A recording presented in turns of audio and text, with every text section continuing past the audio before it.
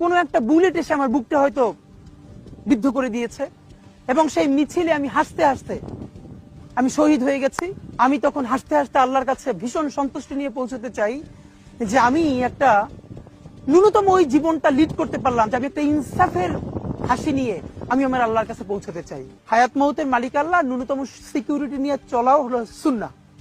কিন্তু আমাদের লড়াইটা হলো, আমার মা স্বাভাবিকভাবেই কান্নাকাটি করেন, আমার পরিবার সবাই। তো আমি আমার মাকে বলেছি যে দেখো, মানে আমরা যে লড়াই নেমেছি, আমার একটা মনে হয় কি কোনো রাজনীতিবিদের না বাসায় মৃত্যুটা হইতে পারে না, এটা কোনো ভালো মৃত্যু না।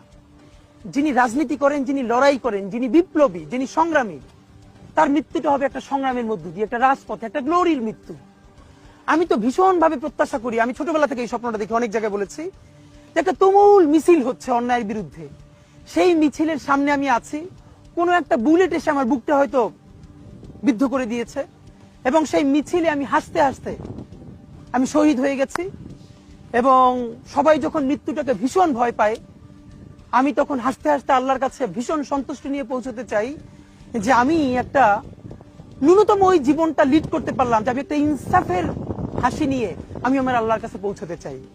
সুতরাং আগামী 50 বছর বাঁচলাম, কোনো ইম্প্যাক্ট তৈরি হলো না আমারে দিয়ে, দেশের জন্য, রাষ্ট্রের জন্য, উম্মার জন্য, জাতির জন্য। কিন্তু আমি ধরেন 5 বছর বাঁচলাম, সেটার মধ্য দিয়ে যদি আগামী 50